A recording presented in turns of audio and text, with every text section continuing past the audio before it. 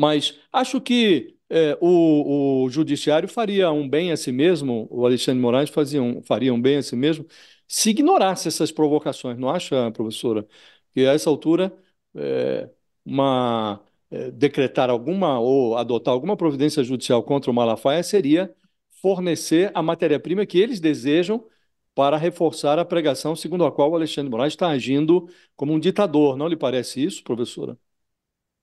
Bom, tendo a concordar, Josias, tendo a concordar, eu acho que assim, a gente tem visto, né, esse modus operandi já há algum tempo, né, com o Daniel Silveira, com todas aquelas pessoas que assumem essa voz, né, no sentido de assumir as provocações para atrair uma certa reação, que é atrair a reação que é a reação desejada para alimentar essa narrativa, né? Então é todo esse círculo. Agora, é, vou comentar dois pontos aqui, rapidamente. Acho que primeiro eu vou começar pela parte final da tua fala, José, que é justamente a questão da minuta de golpe, né?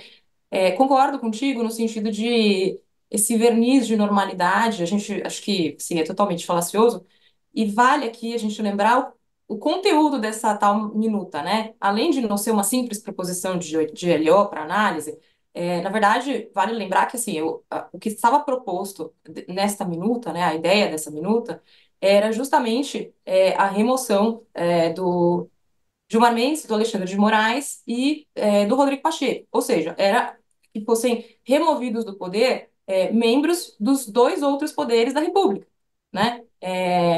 À exceção do Poder Executivo. Estariam removidos chefes dos outros poderes constitucionais, que são a base do nosso sistema constitucional de divisão tripartite de poderes.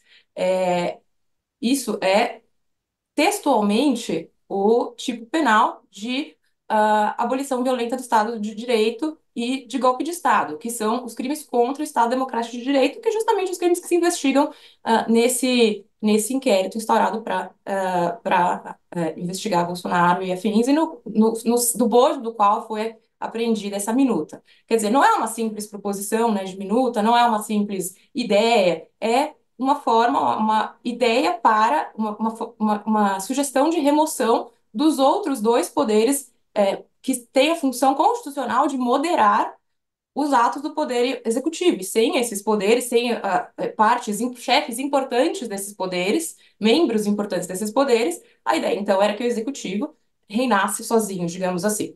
É, Respondendo à outra parte aqui da pergunta, acho que estratégias à parte, né, se seria ideal ou não, ou bom ou não, que que o Alexandre de Moraes, o Supremo, enfim, entrasse com alguma medida investigativa, iniciasse alguma medida investigativa contra o Malafaia, me parece que seria juridicamente possível.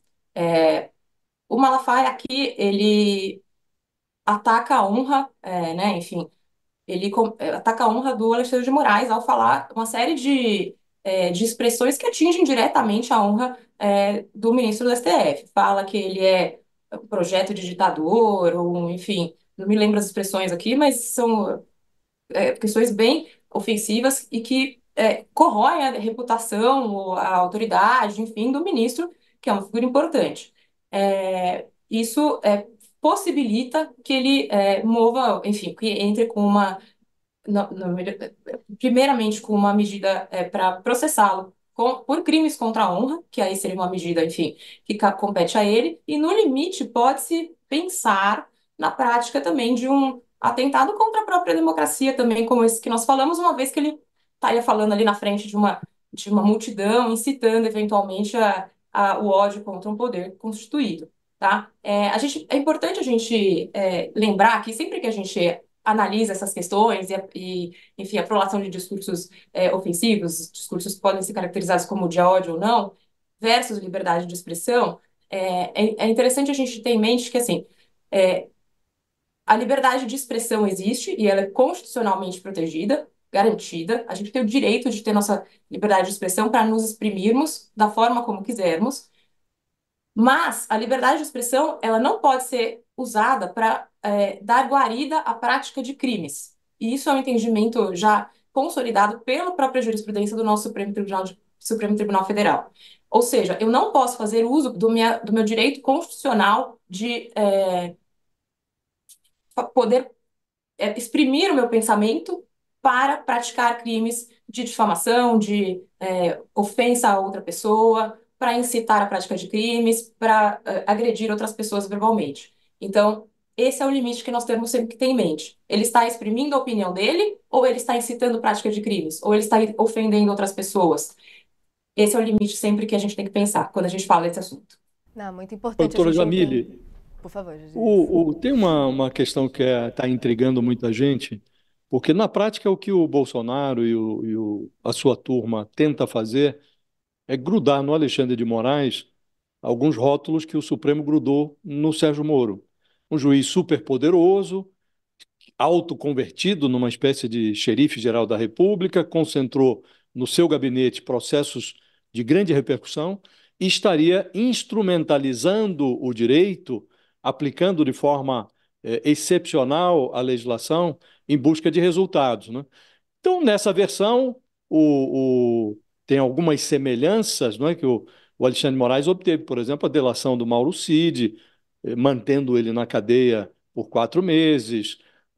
Na gênese dessa concentração de poderes nas mãos dele, Alexandre de Moraes, está um inquérito que foi aberto lá atrás sobre fake news, em 2019, a revelia da Procuradoria-Geral da República, o Dias Toffoli, que era o então presidente do Supremo, escolheu o Alexandre de Moraes como relator, e aí vieram outros inquéritos, o caso da falsificação de vacinas, milícias digitais, atos antidemocráticos. Em tese, esses inquéritos tinham que ir para outros ministros, por sorteio e tal. Foi ficando tudo com o Alexandre de Moraes, no pressuposto de que tinha conexão com aquela primeira investigação. O que eu lhe pergunto é: essas circunstâncias transformam as ações do Alexandre de Moraes em ações extraordinárias? Ele está, de fato, aplicando a lei de forma atípica?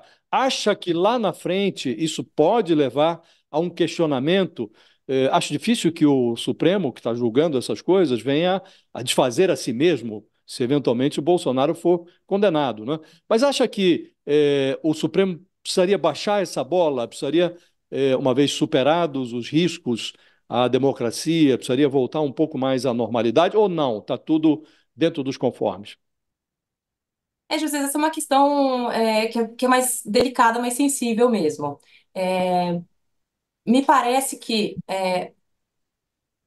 as ações aqui, os inquéritos estarem sendo todos distribuídos, né, ou ao Alexandre de Moraes, né, enfim, digamos, entre aspas, concentração de inquéritos com Alexandre de Moraes, se justifica até pelo Instituto da Conexão, que é um instituto previsto no artigo 78 do CPP, que prevê que a conexão, o fato de um inquérito tratar, digamos assim, do mesmo tema que o outro, ou produzir, ou o fato de um inquérito ser produzida a prova que interfira no outro, autoriza que todos esses procedimentos sejam levados a efeito perante o mesmo juiz, até para que a gente não tenha decisões dissonantes em um inquérito ou no outro, ou que a gente não perca tempo ou recursos no judiciário produzindo prova em um, remetendo depois essa prova para outro juiz que possa dela se valer também. Enfim, em termos de para a gente ter uma economia